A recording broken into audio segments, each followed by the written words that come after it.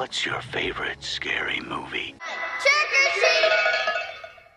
Hey guys, welcome back to Pop Culture with Pat. Today we are talking about the movie Misery, which I just watched for the first time. It's an adaptation of Stephen King's novel, directed by Rob Reiner, and stars Kathy Bates and James Caan. After a serious car crash, famous author Paul Sheldon is rescued by his #1 fan, Annie Wilkes. Annie brings him home to recover, but her obsession takes a dark turn when she discovers Paul is killing off her favorite character from his novels.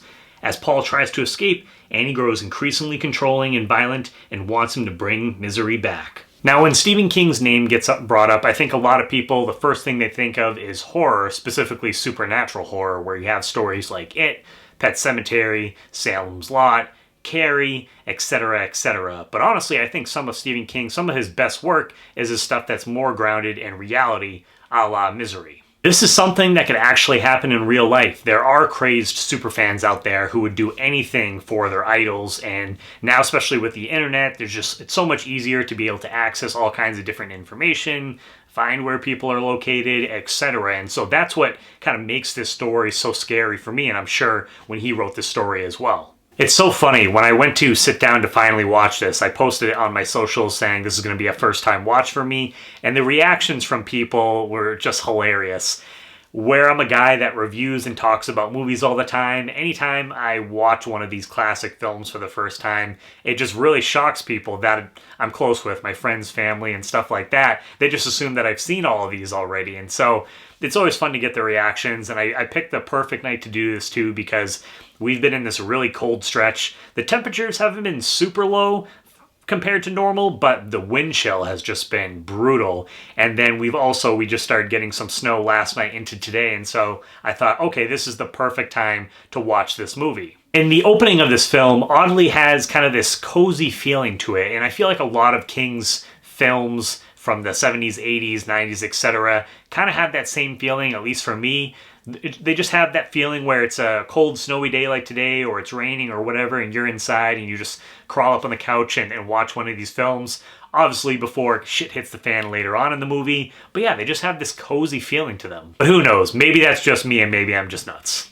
So the movie opens up with James Caan, who plays author Paul Sheldon, who's getting ready to head home after wrapping up his most recent novel, and a snowstorm causes him to crash his car, but he ends up getting rescued by Annie Wilkes, his #1 fan, played by Kathy Bates. Now, normally, most people, if they got into a car crash and they were rescued by someone, especially where it seems like kind of in the middle of nowhere, that you would be very lucky and thankful for that person rescuing you.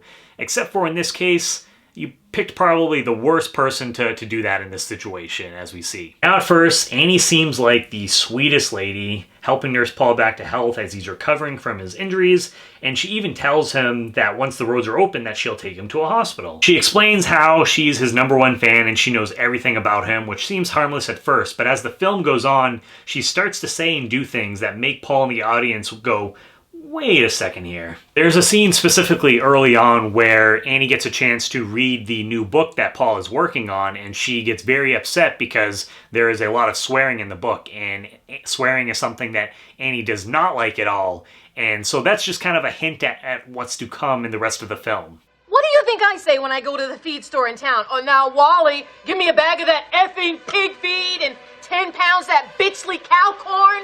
And Annie's favorite character is this character of Misery, which is a series of books that Paul is most well known for. And when she finds out in the latest book that he has killed the character off, she just absolutely loses it. And it's scenes like these where she can just go from the sweetest lady to just completely unhinged psycho that it's not a surprise that Kathy Bates ended up winning an Oscar for her performance here, because what she's able to do there is just incredible. But her spirit is the important thing, and Misery's spirit is still alive. I don't want her bitch! I want her! And you murdered her!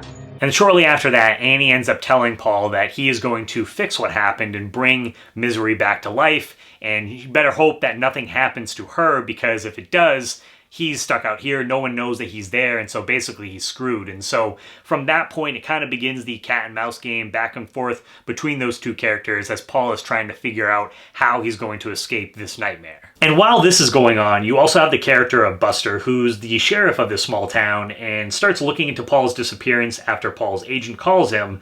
I just love the banter back and forth between him and his wife. They definitely bring the comedic moments to an otherwise tense thriller. And there's a moment specifically where they're driving and she ends up putting her hand on his knee.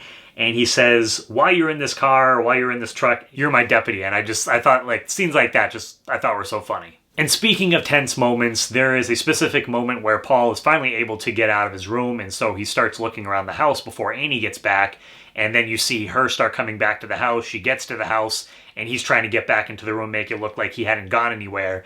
And moments like that are just filled with tension, which are handled so well. And then there's also moments just when you think that Paul is going to get the upper hand on Annie, like when they're having dinner and he tries to drug her, but she accidentally knocks the drink over, and as an audience, you just truly feel the frustration that's on James Caan's face in that moment. And as far as performances go, like I've already mentioned with Kathy Bates, her ability to go from this sweet, sweet lady to a psycho in just a matter of a snap is absolutely terrifying. And as the film goes on, the story more is revealed about her character. You find out that she was actually a child murderer as well. And she's also incredibly detail-oriented. Early on, she tells Paul to burn his new book, and he tries to trick her into saying there's multiple copies of it, so it won't matter if he destroys this one.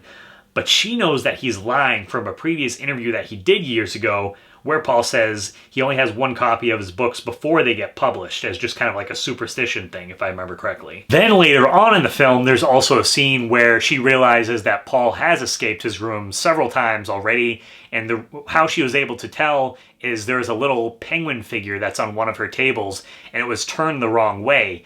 And it's just little moments like that where you're sitting there as an audience member thinking, how the hell is he going to escape this lady? And then you have the infamous hobbling scene. Now, I knew of this scene because I feel like if you're a horror fan, you're a Stephen King fan, it's going to get brought up at some point. I just had never seen the film. I actually haven't read the book either, which I heard they changed what it was like from the book to the movie. So I'm going to have to read the book at some point as well. But that hobbling scene, I knew it was coming at some point in the film, and so I knew to expect it. But when we got there and the actual scene played out, God, just thinking about it right now, made me cringe watching that. Just seeing his ankles just snap. Ugh. Yeah. It was bad. Trust me. God's sake! It's for the best. Hey, please!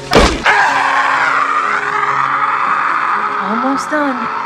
And I have to say, James Caan is also great in this film as far as the performances go. A number of people actually passed on this role before it got to Caan, but he just nailed it. Not only does he play his character, but then he has to act like this. His character likes Annie Wilkes, so she doesn't kill him. And I can't talk about Misery without mentioning Rob Reiner's incredible directing in this film as well. His use of close-up shots of the characters at certain moments just really added to the tension and the suspense in this film. After watching Misery, I completely understand why this is considered a classic by many, with top-notch performances by Caan and Bates.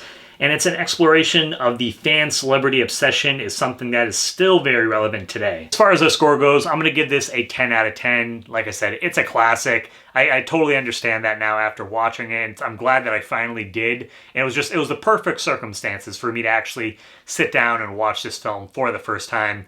I'm hoping to do this with another project of Stephen King's that I have seen before, but I've just been waiting years to do it. Having the perfect situation, doing it during a storm, and that storm of the century.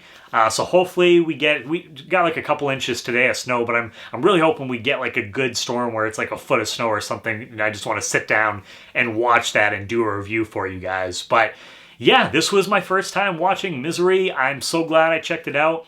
I want to hear what your guys' thoughts are down below. Let me know in the comments. And if you guys have seen, or I should say seen, if you guys have read the book, I'm curious, do you prefer the novel or do you prefer the movie? Or do you like them equally? And don't put any spoilers. Like I said, that is something that I am going to read. But yeah, let me know down below in the comments. If you guys are new to the channel, please hit that subscribe button as well as the bell button next to it. That way you get notifications for all my new videos. Give this video a thumbs up. And as always, guys, please make sure to check back for more Pop Culture with Pat.